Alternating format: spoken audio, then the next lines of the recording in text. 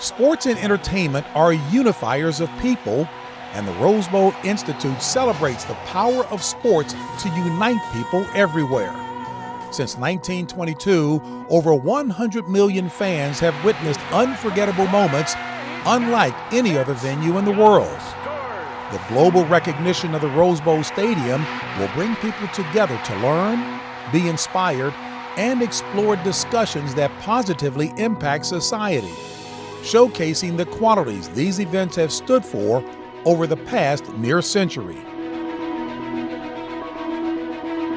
Now, America's Stadium is the flashpoint to inspire and to educate the next generation of youth, community, and the country.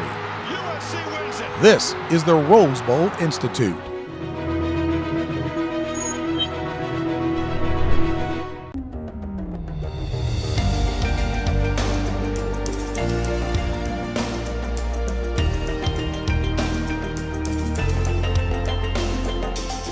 The health and safety of our student athletes is always going to be our North Star first. There is still hope that the trends will improve. Working with the CDC and working with national levels. Everything on the ground was changing. We're trying to figure out, how do you operate? You couldn't play football if you wanted to at one point.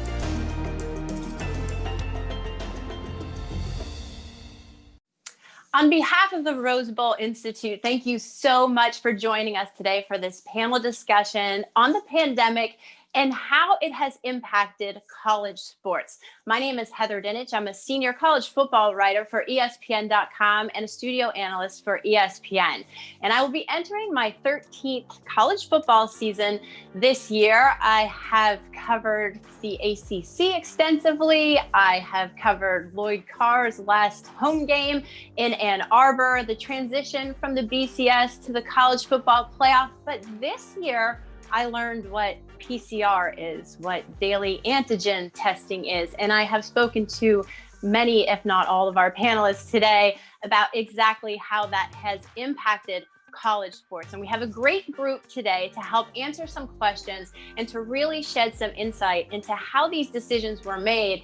And I love this group because of the variety of voices and perspectives. We've got the NCAA's perspective. We welcome Scott Beerby, who is, I'm going to get the title right, so I'm going to look down. I don't want to mess up a lawyer's title. Vice President of Legal Affairs and General Counsel for the NCAA. Welcome, Scott. He's going to bring the NCAA perspective.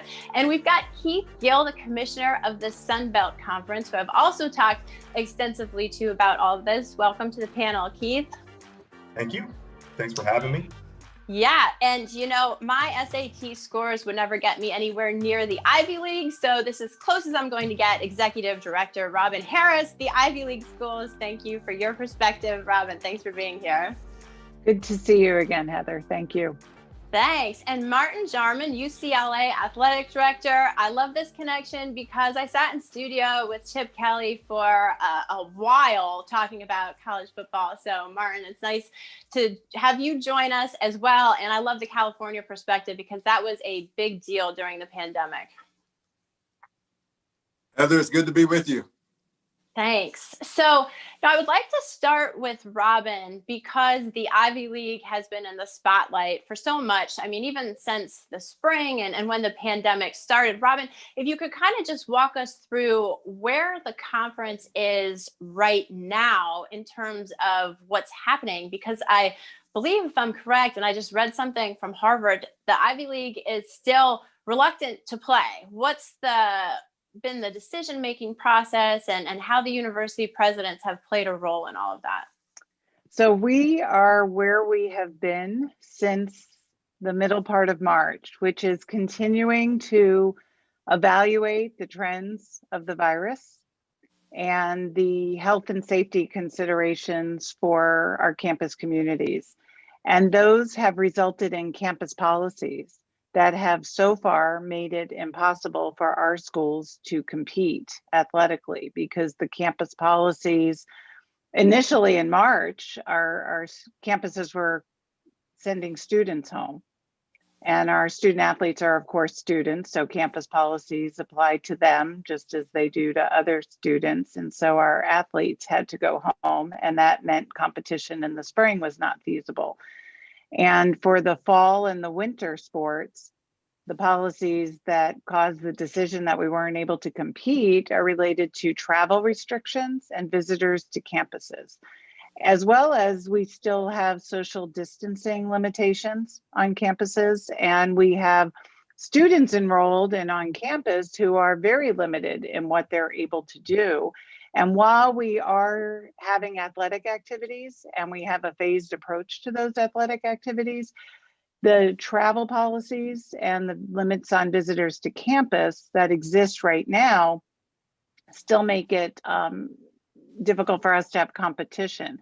So we are continuing to evaluate and pay attention to all those trends. And there is hope. The presidents have postponed spring sports. They are not shy. They have not canceled spring sports. And there is still hope that the trends will improve to a point where it becomes safe for us to be able to compete at some point this spring. But there's no decision yet at this point.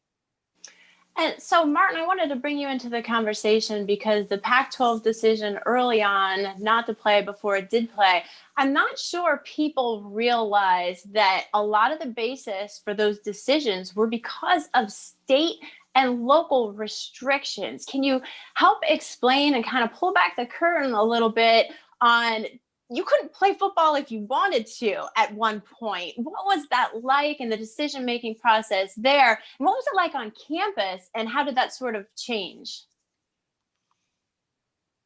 Well, the first thing you got to remember is this was all new to everybody. This was still relatively early on in the process of understanding the virus, how it spreads, and what kind of contact. So a lot of information was still coming out, and you didn't really know who to trust and what was most important.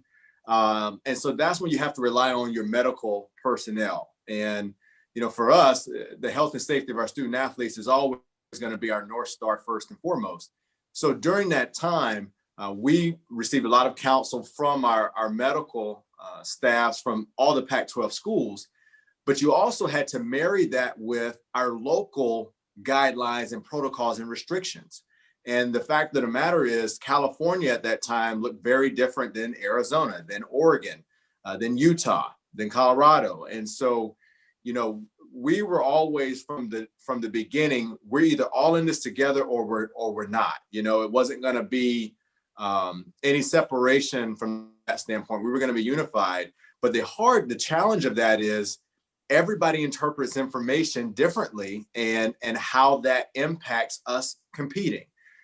So just from a California perspective, we weren't allowed to practice, to train more than, and I don't remember the exact number, maybe it was more than 12 people outside. So while we're not allowed to have more than 12 or 20, it was a small cohort number for LA County and our guidelines. Other places could do a lot more than that. So again, you're not even practicing, you're not even training at the same rate, which is not fair and it's not consistent, and it doesn't give our student athletes the same opportunity as others. So that's the part that was challenging, not only the medical personnel from different Pac-12 institutions, the local restrictions and how that looked different. And by the way, we're all trying to understand something new that we've never been through and how it impacts us competing and what are the ramifications of that. You put all that in a pot and you stir that, and that's what happened. And so it was a challenging time, and there were a lot of factors that people don't really know that went into it, as far as the consistency was fair and ultimately was healthy and safe. And a lot of it depending on what lens you choose to view it from. And Keith, as you sit from a commissioner's chair, and the 10 FBS commissioners have always worked so close hand in hand, and then you see the Big Ten makes its decision, the Pac-12 makes its decision. How did you, as the leader of the Sun Belt, what was the decision-making process for you in terms of what was best for your particular conference, and how much did what other leagues were doing influence the direction you went? Yeah, that was really the hard time. I think like in August when things started changing, the MAC made its announcement, Big Ten made its announcement, the Pac-12, I think it made it hard for all of us because, one of the questions, some of us that were playing, we were getting is, well, what do you know that they don't know? And that's a fair question. And I think it put a lot of pressure on the Sun Belt and on the other conferences that move forward. The way that we thought about it is we're just trying to make the best decisions for us. Like we didn't know any more than anyone else. It's just, what are your circumstances? You heard Martin talk about this, and I think Robin would probably agree with this. Geography mattered because of the state and local health, the health organizations. And so for us, we had, as an organization that wanted to play, our CEOs were committed to playing. Just like Martin said, health and safety was a North Star. Our COVID-19 advisory panel gave us a blueprint that they believed we could play in a healthy and safe way. And so we wanted to play, and that was really important to us. And that's the direction we were moving towards. But as people start saying, hey, we don't want to play because we don't think it's safe, it certainly put some pressure on us, when people are like, what do you know that they don't know? And my response was always, I don't know anything they don't know. You guys know me well enough. I'm not that smart, actually. But what I did know is we wanted to make decisions. We wanted to push all of our decision making to the end, and make decisions at the last minute possible. And it goes back to what Martin said. Everything on the ground was changing. We were trying to figure out, how do you operate in really the most difficult environment I can imagine trying to operate in. And so having time to make those decisions, I think we were the beneficiaries of that. I also think we've got good advice from our health and safety. Our presidents and our ADs were committed to trying to play in a health and safety environment. And fortunately in our footprint, it allowed us that flexibility to do that across all of our Sunbelt institutions. And we were fortunate enough to play, and certainly were able to do that in a way that was safe for our students. And so naturally, Scott, as we hear the Sun Belt's doing this, the Pac-12 is doing this, the Ivy League's not doing this, everybody's wondering, well, what is the NCAA's role in this? Why isn't there a unified approach to it? Which is a question that I think a lot of fans and people just who love college athletics are wondering. So can you walk us through what the NCAA did throughout all of this to help guide all the people on our panel and their peers as well? Sure. So you've heard the complexity around the decision whether to play or not play. And so much of that, it was a local and is a localized decision. Different health officials having perspectives dealing with the facts in their particular jurisdictions. And fundamentally, it is the local health authorities that determine whether or not competition is going to happen or not happen at all levels, at high school, at college, and certainly we've seen that in the professional ranks as well. So from the NCAA's perspective, going back to last March, it did a couple of things that would be normal sort of practice in what turned out to be a very, very abnormal year. And that is that when we had an indication of outbreak that might affect competition, collegiate competition, we bring medical experts, medical panel together to help advise us, particular to championships. The NCAA championships are our jurisdiction, and the governance of those championships, whether or not they happen or don't happen, is fundamentally the decision point that the association has. But it does serve as a resource to our schools and conferences in providing good information then for them to use as they see fit in conjunction with their local officials. So what we did, which ended up having a national impact, was as the basketball seasons and the winter sports were occurring, a recognition that we went from having events with limited fans to no fans to the cancellation of championship events for winter and spring. Many schools and conferences were already in that decision-making process not to play. The circumstances really warranted that.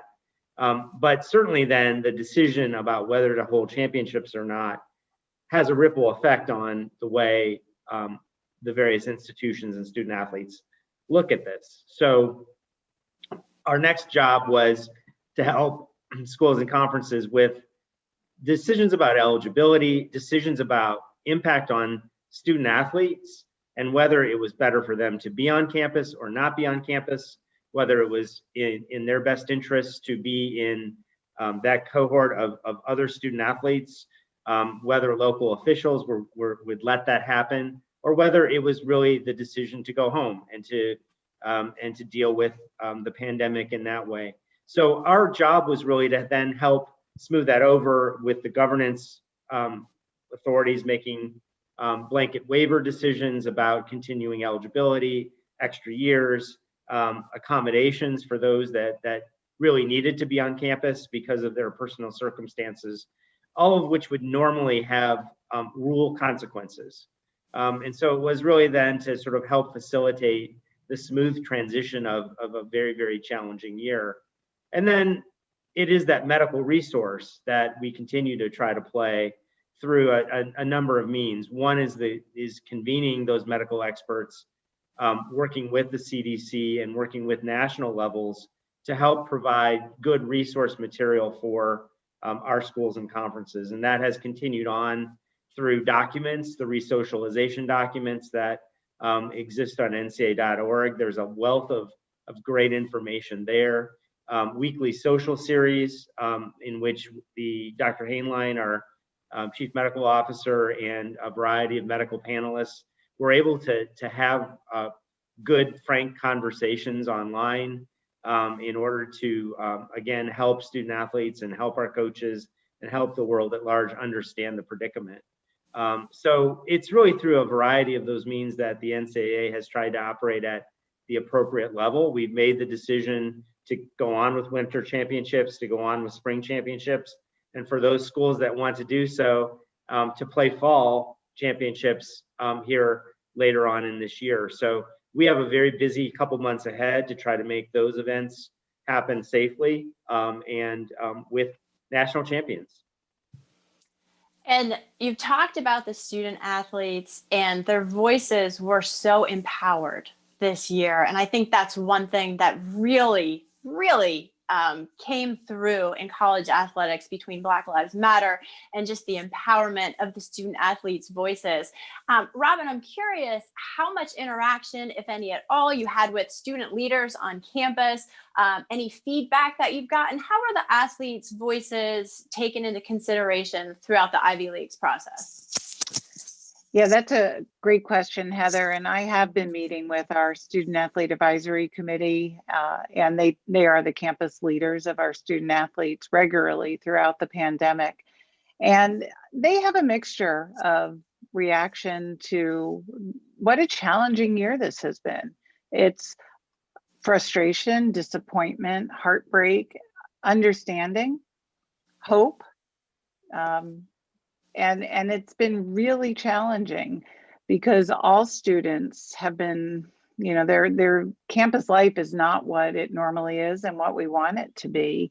And then for the athletes, their inability to have anything resembling close to a normal season, it's impacted all of our student athletes in a way that's frankly heartbreaking for me. This has been the hardest year of my 25 plus year career. I mean, nothing's even close to this. And we're heartbroken for our student athletes. We had student athletes last winter and spring who were poised to achieve tremendous successes in Ivy League tournaments and championships and on the national stage in NCAA competition. We had teams that are nationally ranked who had their seasons suddenly cut short in March, and that was heartbreaking.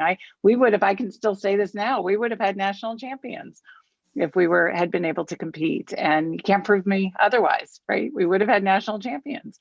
we would have had national success in the other NCAA tournaments, and then to not have that opportunity in the fall of this year and in the winter, it's been disappointing. They're missing out on 1/4 of their collegiate experience, and now we have spring athletes who may be missing out on, certainly they're going to miss out on part of a spring season, and we don't know yet if we can compete this spring. And so that's half their collegiate experience. And I will say we're hearing more frustration now as we head into the spring. And I'll be candid about that. It's hard. They see everyone else competing and they wonder, well, why can't the Ivy League? And we have public health experts on our campuses and epidemiologists. And why can't we figure out how to compete if everyone else can? And it's not about the fact that we can't figure it out. We could implement the same protocols that others are following. It really comes down to the consistency with campus policies and the fact that they apply to athletics as they do to other segments of the campus populations. And that's a hard conversation to have with our student athletes and with some of our alumni and with our coaches as well. And there's a mixture of reaction to that. And frankly, I have that mixed reaction as well, because athletics is important to the Ivy League and we care about it. We care about the student athlete experience. At the end of the day, our presidents are focused on the campus communities and consistency with our campus policies. Martin, I can tell you're itching to hop in a little bit. You're on the ground level, man. You're close to these guys. You probably see the players walking around the hallways all the time. And I spoke to some of the UCLA football players when they put the unity message out. What has it been like for you and your interactions with them and trying to keep them upbeat, but also protect them as well?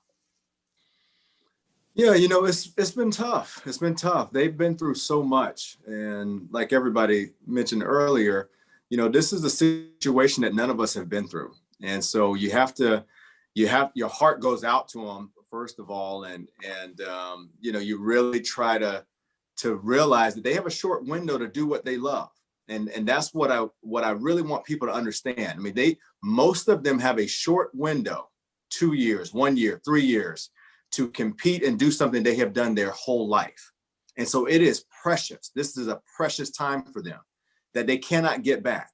And so my focus has been, when I talk with them, to try to understand what they're going through, but also have a sense of urgency to try to give them that chance to compete and do what they love. And with the football student athletes, they were great. They talked to me a lot about wanting to compete. And that's across the board. That's just not football. I was at our first swimming and dive meet 2 weekends ago, and I actually went out there and stood with the swimmers just to talk to them. And I said, "What is this like?" Because they were supposed to have a swim meet with 15 teams. It was only 3 teams and no fans. And I said, "Is it weird? Is it odd with no fans?" And they said, "You know what, Martin? We have been since last year practicing, not competing, and to be able to go against someone, it is huge for us. In swimming, you get better as the year goes on by competing. Your times improve. This is something I wasn't aware of. So they said the only way I can get better as a swimmer is to compete against someone. And so that you talk to so many student athletes and you see how important it is to be able to compete and do what they love. It just gives you a laser focus to do everything you can to try to give them that chance. But it's been tough. It's been tough on them. But one thing that I don't think people know, when you're on the ground and you're talking to them, you realize how important it is for them to do this. And they want to do it, obviously, in a health and safety manner, but they really want to play. They want to compete. And so you want to do everything you can to give them that chance. Keith, is there anything you wanted to add there from the Sun Belt perspective? Yeah, I would just add that one of the things that I was super proud of in the fall was getting a note from a volleyball team that competed in our volleyball championship. Just talking about how thankful they were and how important it was to them and how they were excited. We had the same thing from some of our soccer teams. So I do think, like Martin said, and really like Robin said, it is so important to the student athletes. They want to compete. They're so invested. This is their passion and what they want to do. And I think obviously all of us, kind of sitting around this table, made different choices to make sure that we were going to protect our students in the way that we thought was best. And so, but kind of hearing from them, the thanks, the, really appreciation, I thought for our staff was really motivating, because this has been a hard year. It's been hard for everyone trying to kind of make through. It's been a long year. For the first time in my life, I said, I can't wait till football is over. I've never said that. I mean, I lived for college football, and to say that, I just knew, okay, this is different. This is something, but it was all worth it to kind of see the smiles on your face when they crown a champion, or to get that note of thanks saying, hey, thank you for, persevering and giving us the opportunity to compete this year.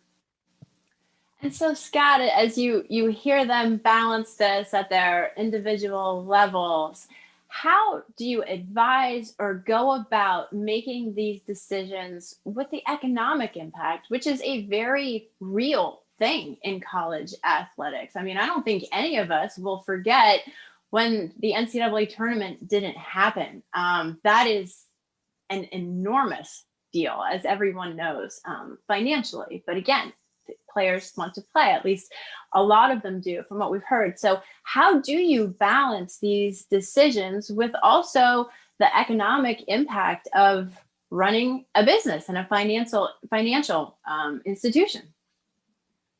Yeah, I think you've certainly heard, and I would echo that the medical opinions and the student athlete voice are really the two decision makers here.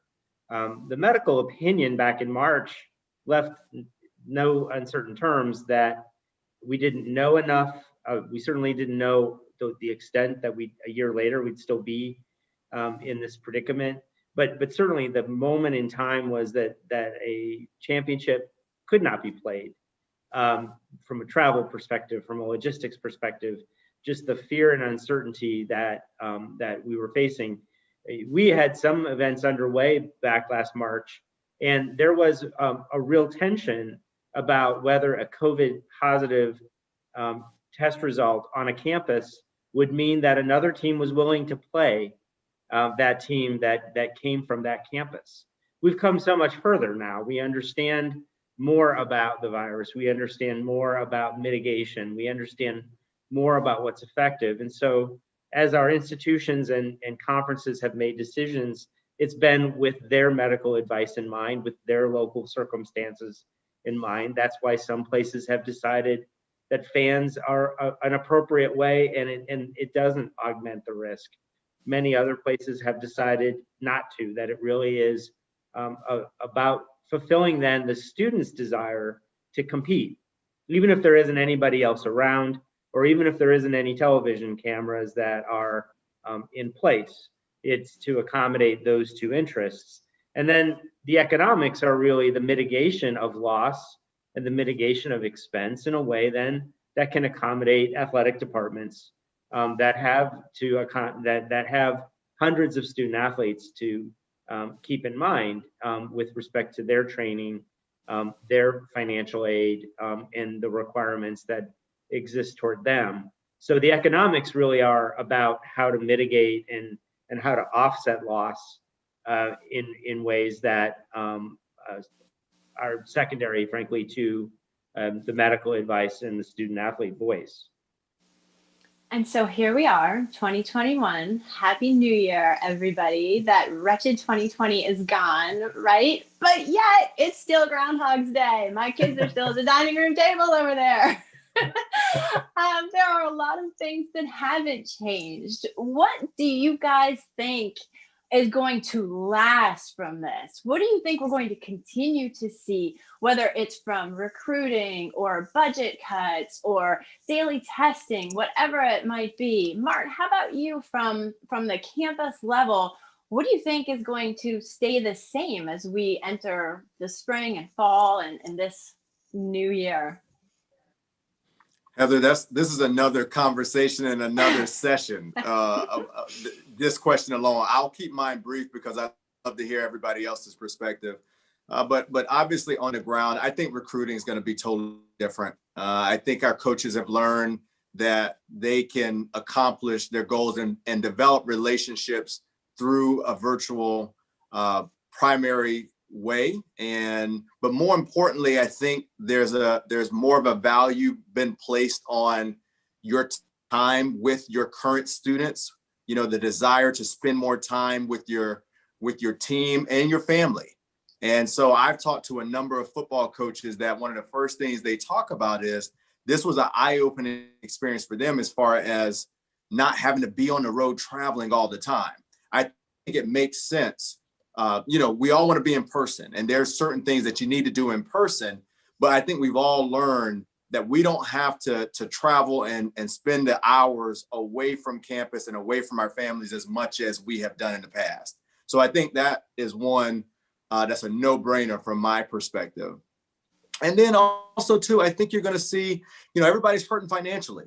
And so I think you're going to see some of the more regional scheduling and games. I think those are going to come together a little differently than what they have before. I think it's going to be more, before you might travel and go based on RPI only, like we need a stronger strength of schedule. We need a better RPI or whatever it is. I think you're going to see that not be the focal point as much as, we could play this regional opponent and it's going to save us money. And it's also going to be good for the state. It's going to be good for the economy locally.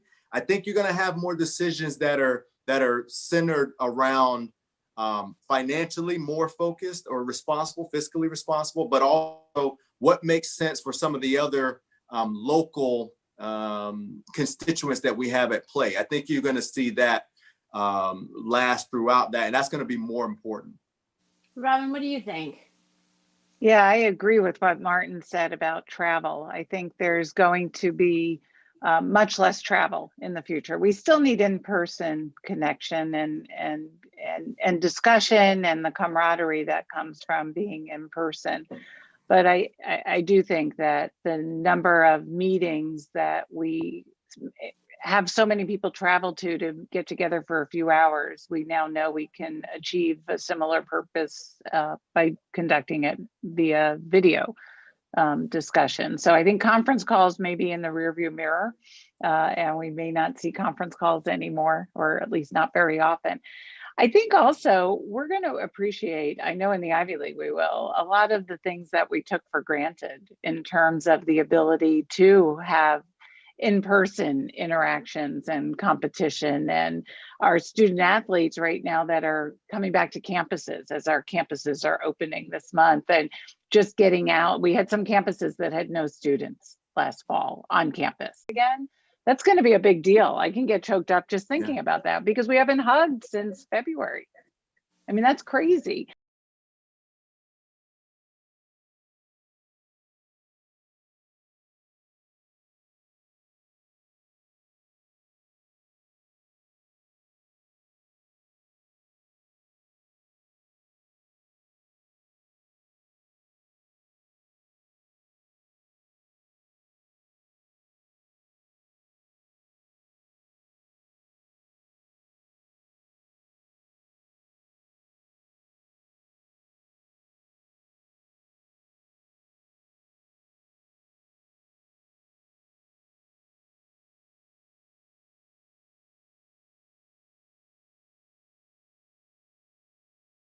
I do think that the number of meetings that we have so many people travel to get together for a few hours, we now know we can achieve a similar purpose by conducting it via video discussion. So I think conference calls may be in the rearview mirror, and we may not see conference calls anymore, or at least not very often.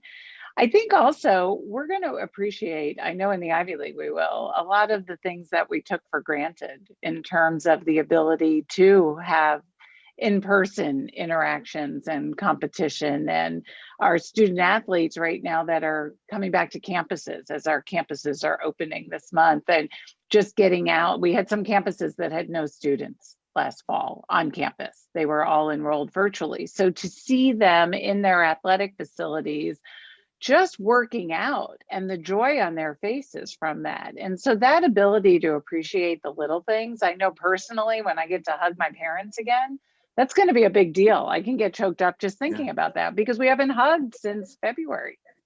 I mean, that's crazy. And so the gratefulness, being grateful for some of the smaller things, I think we're going to appreciate once we get through this. And there will be, I think, long-term changes to how we conduct our operations, to Martin's point about financially. And I think as a society as well.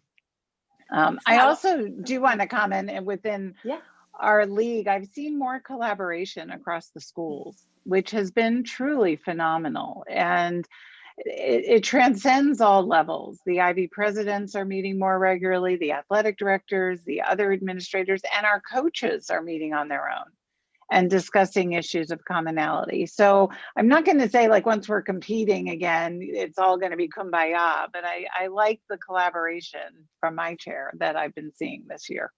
No, that's a great point. Scott, I wanted to ask you about the NCAA's perspective on that, because I mean, I was on football oversight committee check-ins and NCAA oversight. What's going on? What rules are changing? Calendars are changing. I mean, it was constant. What do you think that has changed during the pandemic might remain stay a mainstay now through 2021? Well, I agree that the period of disruption that has existed is going to continue with respect to eligibility decisions, with respect to recruiting, given the disruption and the way high school athletics and youth athletics have been, likewise very regionally impacted. And so when the pandemic is over, just the way college athletics returns to normal in that way, I think is going to require the continued flexibility around the way rules are administered and the way decisions have to be made in a fair way across the three divisions and across the many sports. But knowing that our student athletes have been greatly impacted. Mental health remains an enormous concern on our campuses, and therefore it's a concern of how the National Association provides, again, resource and reference material for our schools and student athletes to cope. That's just an example of sort of the long-term effect of our young people just catching up to a normal set of existences that none of us have had the benefit of. I think financially, you've heard a bit about the long-term disruption to athletic departments and what strain that's going to have. And so the impact of National Association resources is going to remain very important to that. The sustainability of the way expenses are occurring while still encouraging student athlete opportunities by adding sports, by adding participation opportunities, but to do so knowing that our athletic departments are stretched. So some of those economic savings around travel and maybe around more efficient ways of doing things will be a good sort of counterbalance. So I think by and large, the association, it's going to have to remain flexible. I do think you mentioned it at the outset, the student athlete voice, which contemporaneously with the pandemic also arose this summer, that is going to continue to be and always has been, but even more emphasis on that student athlete voice. What does that look like? How can that be representative of the full body of student athletes as opposed to just a representative few? So I think we collectively and my peers on the call are all going to be working hard at that and collaboratively to accommodate the student athlete voice. And Keith, if there's something else you want to add, go ahead on. But I also did want to ask you about the eligibility issue. And that's something that I'm struggling to understand because I feel like it's compounding, right? What are your coaches saying about scholarships and roster management, and it feels like it will have a trickle down effect to the high school juniors and seniors. How will eligibility continue? And again, if there was something else that you would follow on anybody else's point, please do. No, I think that wow, the cat got me a little distracted there, but I really looked at, and I've kind of said this to our folks, is that the pandemic, I don't know that it's really changed history as much as accelerated it. And so a lot of these changes were coming down the pipe one way or the other. We just got there maybe a little quicker. When you think about Martin's point, you think about, we did a whole basketball recruiting cycle and no coach went to an AAU event in July. So that means we can do it. I mean, and so how do those changes stick? I think Robin's point about collaboration, I think is spot on. And I would say that nationally, when you look at how often we meet as a CCA group, how often we meet with the NCAA staff as a CCA group, how much we have interactions in our governing body. And I think that that's important. I think the eligibility question is a big one. I think we all know that something interesting is happening because you have these, super seniors that eventually will kind of be on all of our rosters. You have freshmen who are trying to break their way in, and it's just there's only, the opportunities aren't increasing. You can only play 11 on offense at one time. So there's not going to be more opportunities to play per se, but the rosters are going to be bigger. They're going to be more scholarship quality people there fighting for opportunities. And so I think those impacts will be big. Obviously, there's some transfer changes kind of coming down the pipe in 5 sports. And I think you're going to see a ton of transfer in that space. I continue to have concerns about the initial counter kind of limitations as it relates to some of these changes that are coming. So I think there's going to be some impacts that we're going to have to adjust, because when the transfer rules do change, there's just going to be a lot of movement, because there are going to be a lot more bodies on rosters. There's going to be the same amount of playing time. That doesn't increase at all. And so we know, like when I played, you didn't expect to play as a freshman. So you waited, and, when you were a junior, you wanted to play. Now you come in as a freshman football player expecting to play. And if you don't, you're disappointed and you go find another opportunity. And so I think with that culture shift, with the change in the transfer space, with kind of the eligibility kind of implications of some of the pandemic relief Scott referred to everywhere, I do think you have a combining, I don't necessarily want to call it a perfect storm, because I don't know that it's going to be all bad, but I certainly it's going to make some challenges for our coaches and our institutions and our students, more importantly, trying to find their place in that kind of playing time mix. And guys, I would hope and assume that our audience watching this loves college sports and they want to go to these games and see these events. So when are the restrictions going to relax on fan attendance? What has to happen? Does anybody have any magic answers on that? Go ahead, just fire away. I think some of these decisions are regional, and I think that's come up before, that we've really seen great disparity as we collaborate nationally with the commissioners on our CCA calls, which are multiple a week. In the spring, the geographic differences were stark, very different, and they've continued to be quite different in approaches. So to some extent, I think fan attendance, particularly with indoor venues, is so dependent on state and local regulations. Yeah. To Robin's point, and sorry, I didn't mean to cut you off, Robin. But I was just going to say, the Sun Belt will have fans at our basketball championship. So, when I would suspect that if that was hosted on UCLA's campus, that was hosted in Princeton, New Jersey, that wouldn't be possible, and that's a regional difference that we're all going to have to, that we all do work through on a regular basis, that will continue to impact these decisions. Yeah, and I would just add, I think for large event planners, there are a lot of, I think, interesting developments as people feel comfortable again getting together in the sort of mass numbers that exist at concerts and at sporting events and in other places where that energy is part and parcel of the experience.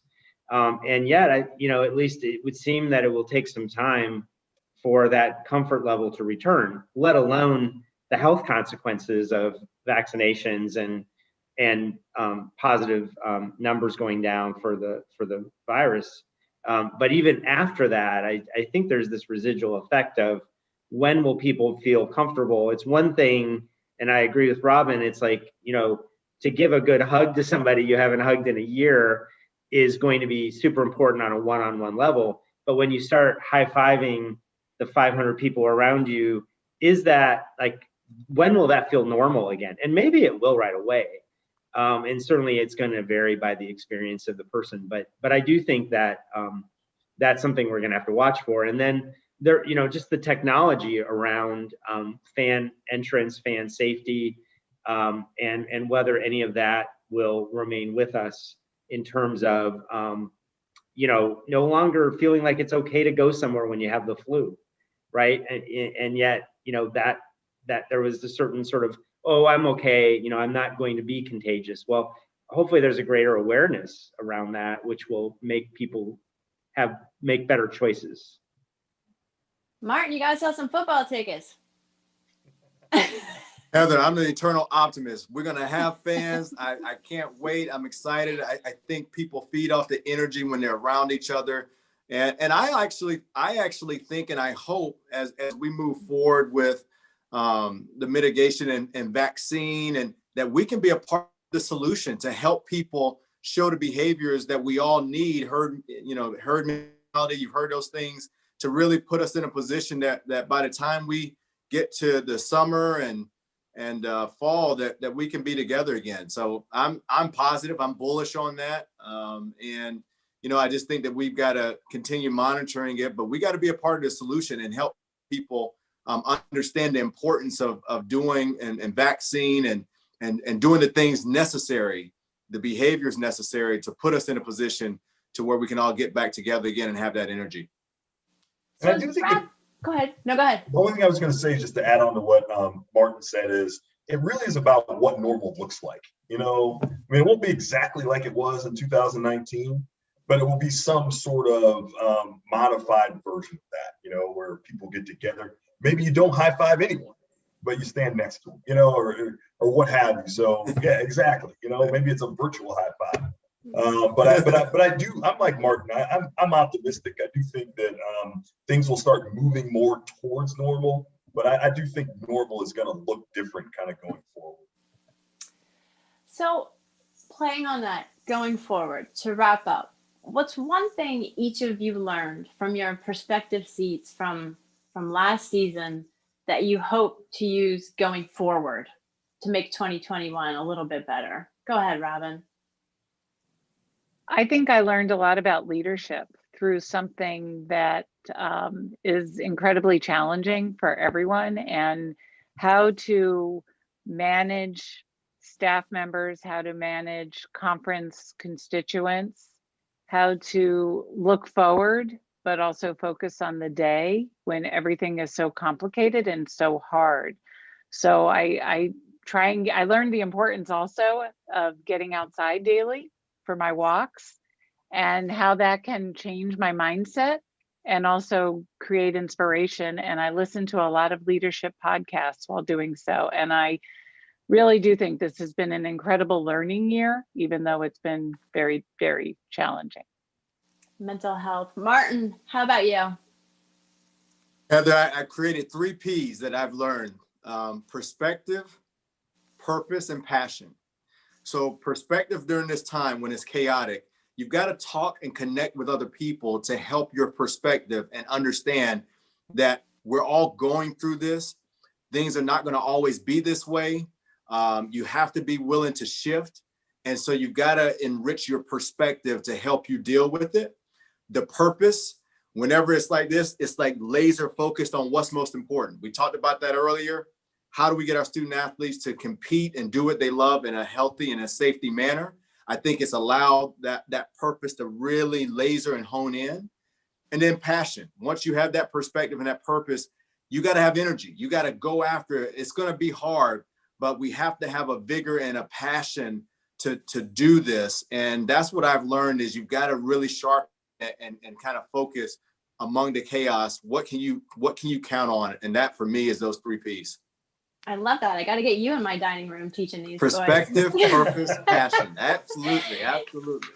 Keith, teach us. What did you learn? I know. Well, first I learned I'm going to steal Martin's 3 Ps. So the next time I'm on a panel, you'll hear the Keith's 3 Ps from the pandemic. But, you know, I think it kind of combines like Martin and Robin a little bit. And this is really a leadership thing, which is, you know, how you stay calm and how you simplify things. I just think that when you're sitting in April and you're looking at it, you're just overwhelmed. You have no idea what's going on.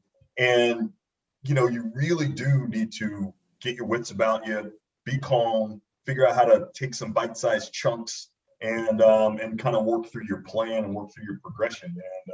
And so I really do think that, you know, to Martin's point, it was really chaotic and just the importance of trying to be calm and trying to make sure you can simplify things into kind of small little bite-sized pieces that eventually will, you know, consume the whole apple, but it's not like you're trying to put the whole thing in your mouth at one time, and that's the way the pandemic hit us.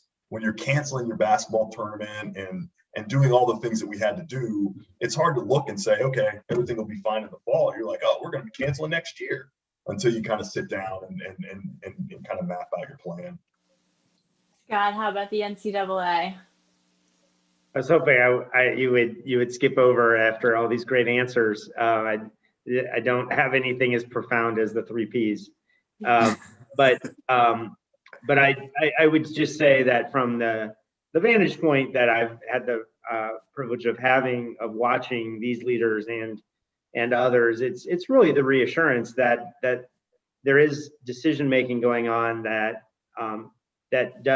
is taking into account, as I had said, the student athlete experience as guided by the best medical advice that the best judgments that we can make, trying to deal with something that we started with very little understanding and with lots of uncertainty and lots of fear, and moving to a place where we have that calm and a plan that is the result of the collaboration and the good priorities that our schools and our leaders are operating under. So I remain very hopeful as well that college athletics can resume its place on our campuses, that the fan bases can resume their fervor for watching their student athletes compete, and whatever that new normal is that Keith mentioned, I think it is going to be a really good thing and one that I look forward to.